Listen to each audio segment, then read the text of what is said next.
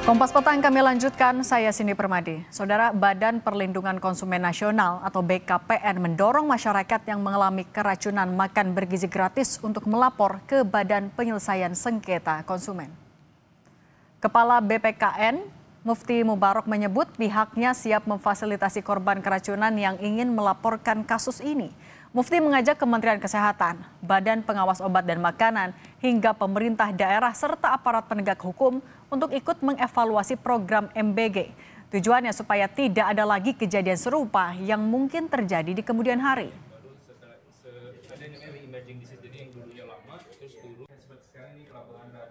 Apabila ada konsumen yang keracunan dapat melakukan pengaduan ini sesuai dengan undang-undang ke BPSK, Badan Penyelesaian Sengketa Konsumen setempat kan gitu, di kabupaten ada, dan di samping itu perlu didampingi oleh LPKSM kita atau LSM-LSM Perlindungan Konsumen. Ini penting sebagai catatan kita. Terima kasih. Investigasi Badan Gizi Nasional akan melibatkan Badan Intelijen Negara dan Polri bisa berujung pidana bagi pemilik dapur maupun SPPG jika terbukti ada unsur kelalaian. Wakil Kepala BGN Nanik Sdeyang menegaskan investigasi harus menyeluruh dari berbagai sisi untuk memastikan penyebab kasus keracunan. Nanik menambahkan, kasus berpotensi dipidanakan apabila ditemukan unsur pidana.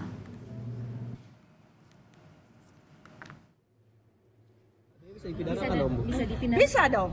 Kalau ada unsur-unsur pidana, kita pidanakan. Siapapun itu kita pidanakan. Misalnya dari sampel itu ternyata ditemukan zat racun yang tidak ada kaitannya dengan bahan makanan misalnya. Ya kita pidanakan, baik itu pemiliknya dapur maupun SPPI-nya atau yang terlibat dalam di dapur itu.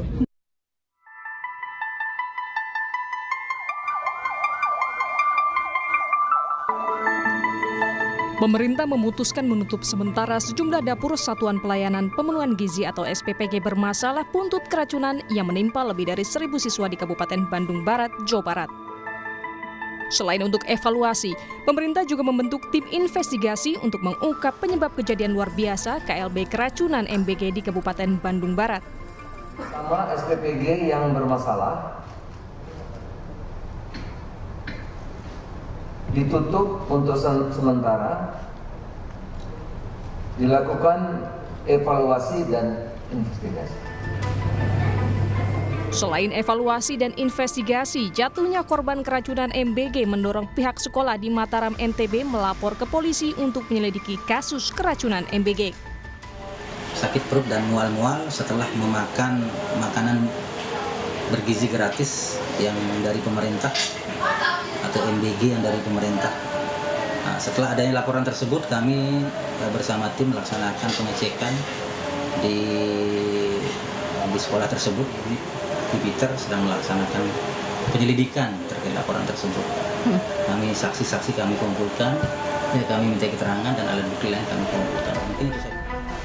Ahli hukum pidana menilai kasus keracunan massal MBG bisa dibawa ke jalur hukum jika ditemukan unsur kelalaian yang menyebabkan sakitnya seseorang sesuai pasal 360 KUHP.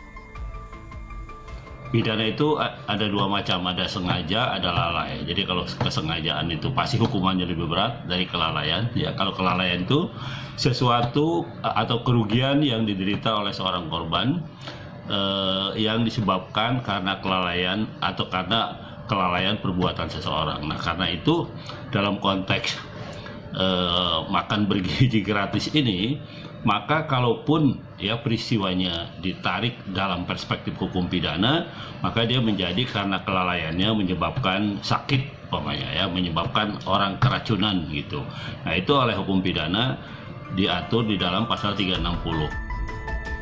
Menindaklanjuti kejadian luar biasa KLB keracunan makan bergizi gratis, Minggu malam Presiden Prabowo menggelar pertemuan membahas penanganan dan evaluasi program makan bergizi gratis agar pelaksanaannya optimal.